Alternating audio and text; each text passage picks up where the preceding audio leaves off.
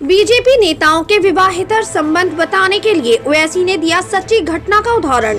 अंजनाम कश्यप की बोलती बंद। एआईएमआईएम के अध्यक्ष असदुद्दीन ओवैसी समान नागरिक संहिता यानी यूनिफॉर्म सिविल कोड सहित कई मुद्दों को लेकर केंद्र सरकार पर हमलावर हैं। इन्हीं के विषयों से जुड़े सवालों का जवाब देने के लिए ओवैसी एक समाचार चैनल के कार्यक्रम में पहुंचे थे, जहां उन्होंने लव जिहाद और लिव इन से जुड़े विषयों पर पूछे गए सवालों पर आरएसएस और बीजेपी पर तीखा प्रहार किया।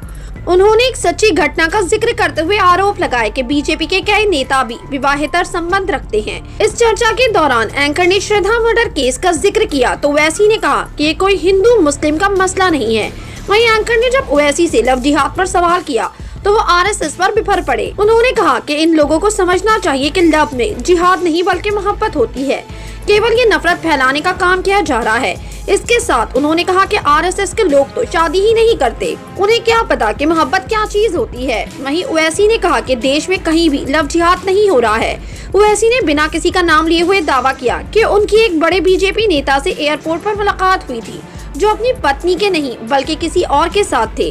उन्होंने बताया कि मैंने उस समय बीजेपी नेता से सवाल किया था, आपने मुझे जिस भाभी से मिलवाया था ये वो तो नहीं है। इस पर उन्होंने मुझे कहा था कि आप अपना रास्ता नापिए। एंकर अंजनाम कश्यप ने आज तक के कार्यक्रम एजेंडा आज तक में ओवैसी से यूसीसी को लेकर सवाल किया। कब तक मुस्लिमों को यूसीसी के नाम पर डराते रहेंगे, उन्हें ये बताते रहेंगे कि यूसीसी आया तो आप लोग बर्बाद हो जाएंगे। ओवैसी ने इसके जवाब में बीजेपी पर हमला बोलते हुए कहा कि यूसीसी लगातार मुसलमानों को ठिकाने लगाना है, ये हमारे कल्चर पर हमला है। ओवैसी के जवाब पर एंकर द्वारा कहा गया कि कल्चर के नाम पर आप मुस्लिम कट्टरवाद को बढ़ावा दे रहे हैं। एआईएमआईएम प्रमुख ने भड़कते हुए कहा कि जो बीजेपी के बड़े बड़े नेता हैं, उनकी पत्नी उनके साथ क्यों नहीं रहती है।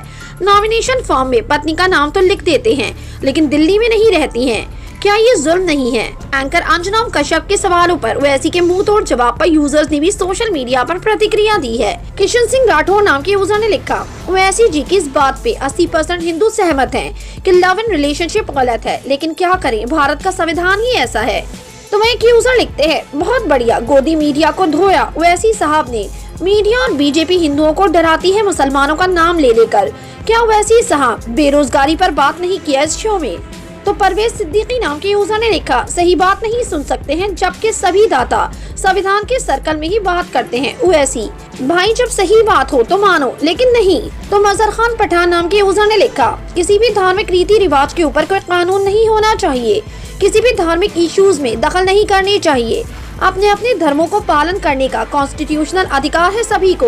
तो एक यूजर ने लिखा, ओवैसी साहब से डिबेट करने के लिए उतना ज्यादा नॉलेज होना भी जरूरी है, जो गोदी मीडिया के किसी भी एंकर के सवालों में आपको दिखाई नहीं देगा। बीजेपी नेता को लेकर किए गए असदुद्दीन ओवैसी के इस दावे को आप कैसे देखते हैं?